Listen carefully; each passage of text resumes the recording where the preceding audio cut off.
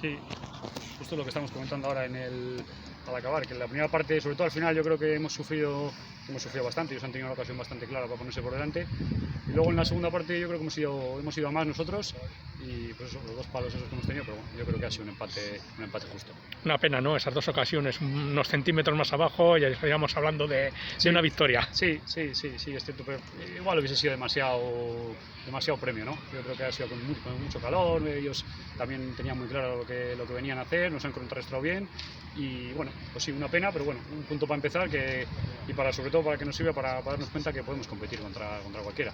Os ha tocado sufrir un poquito, sobre todo en los balones, en balones parados, ¿verdad? Sí, y es un problema que venimos arrastrando también el año pasado, ¿eh? No sé por qué, no sé si es porque hay un exceso de relajaciones o selecciones, o porque piensan que no les va a ir a ellos o lo que sea, pero no podemos sufrir tanto, no puedes meter un gol y que en el minuto siguiente te empaten además un remate tan claro y tan limpio, o sea, eso no podemos conceder, y si concedemos, pues pasará lo que ha pasado hoy, que sufriremos más de lo que ya no vamos a sufrir de por sí en esta categoría.